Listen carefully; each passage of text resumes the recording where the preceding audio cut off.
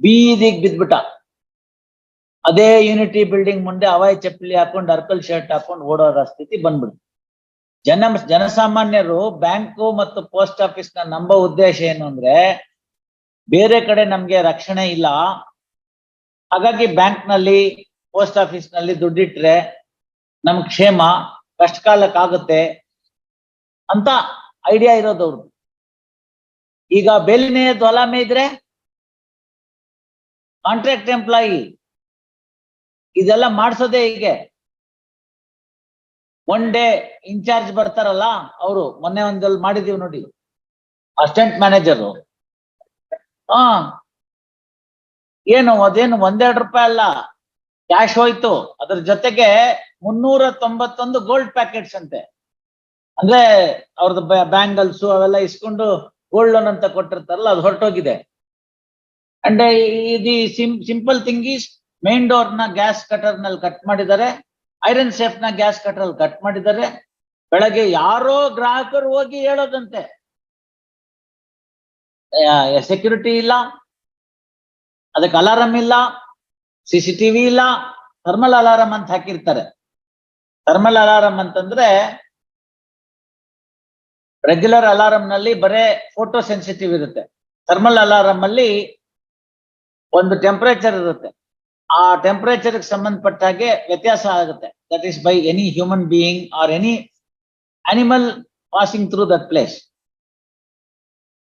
ಆ thermal alarm ಅಲ್ಲಿ ಏನಾಗಿರುತ್ತೆ ಅಂದ್ರೆ, ಆ ಟೆಂಪರೇಚರ್ ಒಂದ್ ಚೂರ್ ವೇರಿಯೇಷನ್ ಆದ್ರೂ ಹೂಟರ್ ಅಂತ ಬಡ್ಕೊಳ್ಳುತ್ತೆ. ಏನಾಯ್ತು? ಎಸ್ಪೆಷಲಿ ಗೋಲ್ಡ್ ಆರ್ನಮೆಂಟ್ಸ್ ನ ನೀವು ಪ್ಲೆಡ್ಜ್ ಮಾಡಿಕೊಂಡು ಸಾಲ ಕೊಟ್ಟಿರುವಂತ ಸಂದರ್ಭದಲ್ಲಿ ಅದಕ್ಕೆ 5 ಲೇಯರ್ದು ಕಬ್ಬಿಣದ್ದನ್ನ ಐರನ್ ಸೇಫ್ ಹಾಕ್ಬೇಕು. Each one consisting of A particular thickness of the metal which cannot be easily cut by any of these things. And if somebody meddles that, automatically hooter should shout. ಏನು ಆಗಿಲ್ಲ ಇದ್ರಲ್ಲಿ, 3 ಕೋಟಿ ಚಿಲ್ರೆ. ಈಗ ಅದು some cooperative bank ವಾಪಸ್ ಬರುತ್ತಾ? ಅದು ಖಂಡಿತ ಬರೋದಿಲ್ಲ. ಈಗ ನಾಳೆ ಬೆಳಗ್ಗೆ ಅವ್ನು ಯಾರೋ ಒಬ್ಬನ್ ದುಡ್ಡು ಕೊಟ್ಬಿಟ್ಟು ನಂದು ಗೋಲ್ಡ್ ವಾಪಸ್ ಕೊಡಿ ಅಂದ್ರೆ ಏನ್ ಮಾಡ್ತಾರೆ ಅವರು, ಬ್ಯಾಂಕ್ ಅವರು? Please tell me. ಸೊ ಇದೆಲ್ಲ ಏನಾಗಿದೆ, ಇದೆಲ್ಲ ಅವ್ರ ಮನೆ ಕಳ್ರಿಲ್ದಲ್ನೇ ಇದೆಲ್ಲ ಹೊರಗಡೆ ಆಗಕ್ ಆಗೋದೇ ಇಲ್ಲ.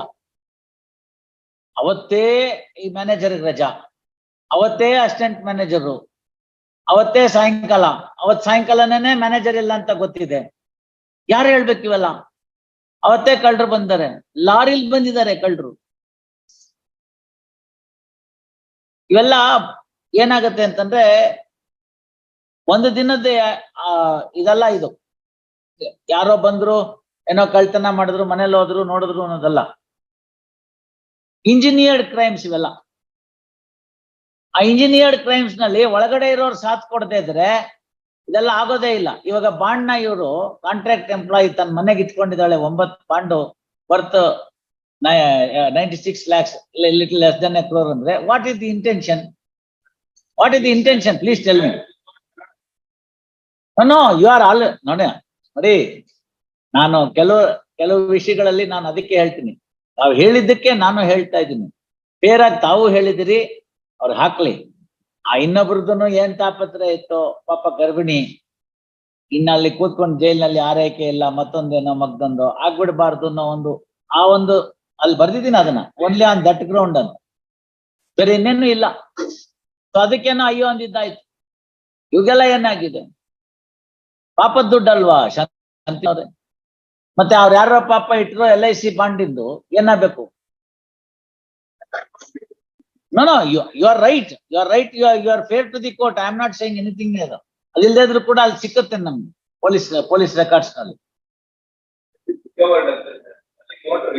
No, nothing more to recover ಅಲ್ಲ. ಕರೆಕ್ಟ್, ರಿಕವರ್ಡ್ ಆಯ್ತು. ಇನ್ನು ಎಷ್ಟು ಜನದ ಹತ್ರ ಎಷ್ಟು ಹೋಗಿದೆ ಅಲ್ವಾ?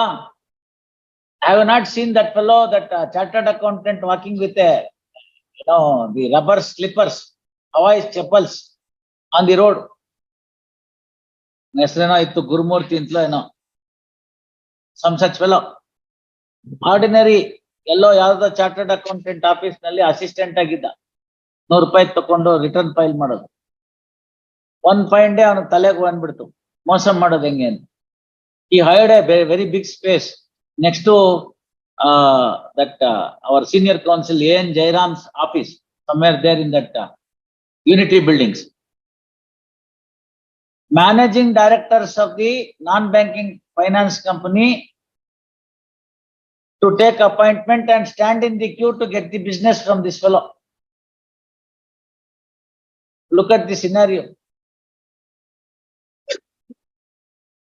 And he used to give the appointment only to 2 or 3 for about an hour or two, chit-chatting with somebody in the yaru illa bare hoax calls to make it appear that he is so busy. Paraphernalia ella ange set madidru. Bare 1% commission for getting a business from X to Y. 1% commission he used to charge. ಅವನದೊಂದು statement ಇದೆ income tax raid ಆದಾಗ. ಅದ್ರೊಳಗಡೆ ಒಂದ್ company ಹೆಸರೇನ್ ಗೊತ್ತೇನು? ಇವನ್ ಕೊಡ್ಸಿರೋದ್ ಸಾಲನ, ಇವನ್ recommend ಮಾಡಿ ಅವ್ರು ಯಾರೋ ಕೊಟ್ಟಿರೋದ್ ಸಾಲನ, ಎಸೆಂಡಾ, ಲಾಯ್ಡ್ಸ್ ಇವರೆಲ್ಲ ಕೊಟ್ಟಿದ್ರು. You know what is the name of the company? Beautiful synonym, blades India limited. What a beautiful name, you see.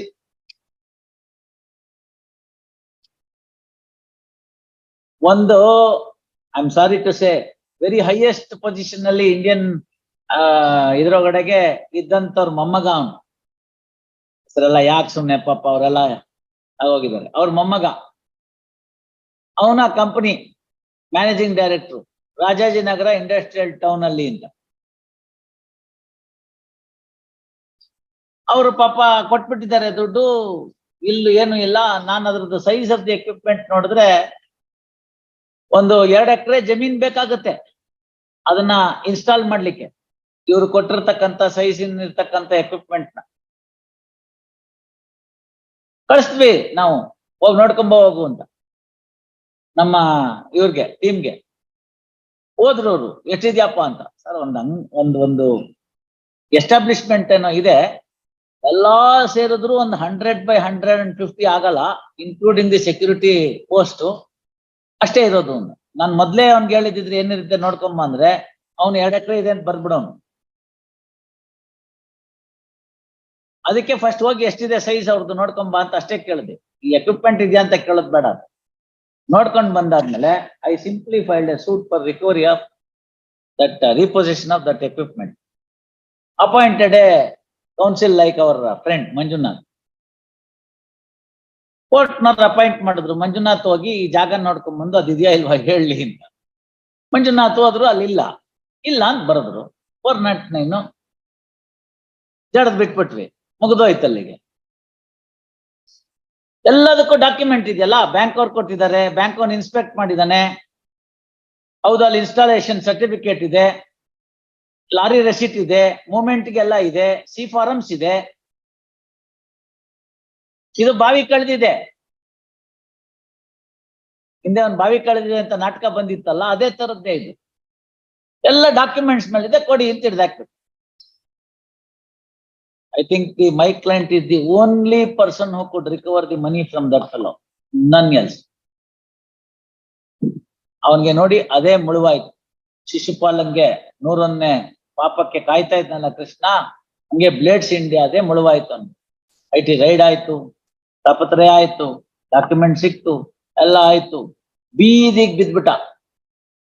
ಅದೇ ಯೂನಿಟಿ ಬಿಲ್ಡಿಂಗ್ ಮುಂದೆ ಹವಾಯಿ ಚಪ್ಪಲಿ ಹಾಕೊಂಡು ಅರ್ಕಲ್ ಶರ್ಟ್ ಹಾಕೊಂಡು ಓಡೋರ ಸ್ಥಿತಿ ಬಂದ್ಬಿಡ್ತು. ಅಲ್ಲಿ ಸತ್ಯಂ ರಾಜು ಅಂತ ಆಯ್ತಲ್ಲ ಆಂಧ್ರದಲ್ಲಿ, ಸೇಮ್ ವೇ. ಇವೆಲ್ಲ ವಿಪರೀತ ಆಂಬಿಷನ್ಸ್. ಇರ್ಲಿ, ಒಂದು ಲೆವೆಲ್ ತನಕ ಇಟ್ಕೊಳ್ಳಿ, ಏನೋ ಮಾಡ್ಲಿ, ನ್ಯಾಯಯುತವಾಗಿ ಎಂಟಾಣಿ ಸಂಪಾದನೆ ಮಾಡಿ, ತೊಂದ್ರೆ ಇಲ್ಲ. ಈ ತರ ಮೋಸ ಮಾಡಿದ್ರೆ ಯಾರ್ ದುಡ್ಡು ಸರ್? ಇವತ್ತಿನ ದಿವಸ ಆ ಯಾರು ಇವ್ರಿಗೆಲ್ಲ ಈ ತರದವ್ರಿಗೆಲ್ಲ ಸಾಲ ಕೊಟ್ಟು ಆ ಕಂಪನಿಗಳೇ ಮುಳುಗೋದ್ವು ಇವತ್ತು. They had to face the winding up proceedings before this court, and this court ordered winding up of those companies. For whose fault? ಅದರಿಂದ ಕ್ರೈಮ್ಗೆ ಕರುಣೆ ಕಕ್ಲಾತಿ ಇಲ್ಲ. ಅಂತಕನ್ನ ದೂತರಿಗೆ ಕಿಂಚಿತ್ತು ದಯವಿಲ್ಲ ಅಂತ ಒಂದು ದಾಸ ಸಾಹಿತ್ಯದ ಹಾಡು. ಅಂತಕ ಅಂದ್ರೆ Yama. Agents of Yama have no mercy ಅಂತ ಮೀನಿಂಗ್ ಆಫ್ ದಟ್ ಸಾಂಗ್. ನಾವು ಕ್ರಿಮಿನಲ್ ಕೇಸಸ್ ಇಟ್ಕೊಳ್ಳುವಾಗ ಆ ಮೆಂಟಾಲಿಟಿ ಇಟ್ಕೋಬೇಕು, ಇಲ್ದಿದ್ರೆ ಬಹಳ ಕಷ್ಟ. People at large, people at the, no, see, IDBI, they have to now make a provision for these losses. Their, the profit rate will come down because they make provision. Their rating will come down. As a result, the people will start withdrawing the money from there. Where do they get? It is putting the buzzer on the panic button, no? Now what will happen? So far reaching effects irutte. Iವ್ರು ಮಾಡೋದು ಇವ್ರು ಯಾರೋ 4 ಅಣಿಗೋ 8 ಅಣಿಗೋ contract ಎಂಪ್ಲಾಯಿನೋ ಮತ್ತೊಂದು ಮಾಡೋದು ಮಾಡ್ಬಿಟ್ರೆ ಅದಕ್ಕಾಗೇನೆ ಬಹಳ ಕಷ್ಟ, ಬಹಳ ಕಷ್ಟ. ಹಾಗಾಗಿ one must see all these things little behind what is happening. Okay, 439 case, complaint, ತಾವು ಹೇಳಿದ್ದು ನಾನು ಕೇಳಿದ್ದು ಜನರಲ್ ಆಗಿ ಆಗ್ಬಿಡ್ಬಾರ್ದು, ಮೆಕ್ಯಾನಿಕಲ್ ಆಗಿ. Court must, while passing the orders, must look into these aspects as well, because it will have a direct impact on the society. While we talk of the right of an accused, we cannot forget the right of the people who have lost the money for no fault of them. Depositing the amount in the bank itself, is it a sin? Taking the loan by pledging the LIC policy, is it a sin? Tomorrow that fellow dies. Idr mele iವರು ಇದನ್ನ ತಗೊಂಡೋಗಿ ಇನ್ನೆಲ್ಲೋ ಇಟ್ಬಿಟ್ಟಿರ್ತಾರೆ. ನಾಳೆ ಬೆಳಗ್ಗೆ ಬಂದ್ರೆ ನನಗೆ ಗೊತ್ತಿಲ್ಲ, contract employee ಎಲ್ಲ ಪಲ್ಲವಿ ಮೇಲೆ ಹಾಕ್ಬಿಟ್ಟು ಕೈ ತೊಳ್ಕೊಂಡ್ಬಿಟ್ರೆ ಪಲ್ಲವಿ ಇಸ್ ಅಬ್ಸ್ಕಾಂಡಿಂಗ್. ಇದು ಇವತ್ತಿಂದಲ್ಲ. ನೀವು ಮೊನ್ನೆ ಯಾವ್ದೋ ವಾಟರ್ದು ಒಂದ್ ಮಾಡಿದ್ವಿ ನಾವು BWSSB ನಲ್ಲಿ. 700 ರೂಪಾಯಿ, 800 ರೂಪಾಯಿ, 300 ರೂಪಾಯಿ ಇಂಥದ್ನೆಲ್ಲ ತಕೊಂಡು 6 ಲಕ್ಷ ಚಿಲ್ಲರೆ ಟೋಪಿ ಹಾಕ್ಬಿಟ್ಟಿದ್ದಾನೆ. ಎಷ್ಟು ಜನಕ್ಕೆ ಟೋಪಿ ಹಾಕಿರ್ಬೇಕು ಅವನು? So therefore, such of the things cannot be tolerated. While we are there, fine, ಅದೇನು ಅಂತ ಇದಾಗಲ್ಲ, ಏನೋ ಕೊಡ್ತಾರೆ, ಶಿಕ್ಷೆ ಪ್ರಮಾಣ ಎಲ್ಲ ಲೆಕ್ಕ ಮಾಡ್ಕೊಂಡ್ರೆ ಕಡಿಮೆ ಆಗತ್ತೆ, ಎಲ್ಲ ಆಗತ್ತೆ. But people should realize, people like whoever who joins the contract, now she loses the job. Please understand, look at the scenario. ಏನ್ ಕಷ್ಟ ಐತೆ ಮನೆಯಲ್ಲಿ. ಕಾಂಟ್ರಾಕ್ಟ್ ಎಂಪ್ಲಾಯಿ ಅಂತ ಸೇರ್ಕೊಂಡಿದ್ದಾರೆ, ಇವಾಗ ಕ್ರಿಮಿನಲ್ ಕೇಸಿಗೆ ಸಿಕ್ಕಾಕೊಂಡ್ಬಿಟ್ರು. ಮದ್ವೆ ಆಗಿದ್ರೆ ಗಂಡ ಅನುಮಾನವಾಗಿ ನೋಡ್ತಾರೆ, ಮಕ್ಳಾಗಿದ್ರೆ ಸ್ಕೂಲಲ್ಲಿ ಕೇಳ್ತಾರೆ ನಿಮ್ಮಮ್ಮನ ಯಾಕೆ ಜೈಲ್ಗೆ ಹಾಕಿದ್ರು ಅಂತ. ಏನ್ ಹೇಳುತ್ತವೆ ಮಕ್ಕಳು? ಅಕ್ಕಪಕ್ಕದಲ್ಲಿ ಇರಕ್ಕಾಗಲ್ಲ. ಓ ಇವಳು ಊರಿಗೆಲ್ಲ ಟೊಪ್ಪಿ ಹಾಕೊಂಡ್ ಬಂದಿದ್ದಾಳೆ ಅಂತ ಶುರು ಆಗುತ್ತೆ. See, they have to leave their establishment, ಬೇರೆ ಕಡೆ ಎಲ್ಲ ಹೋಗ್ಬೇಕು.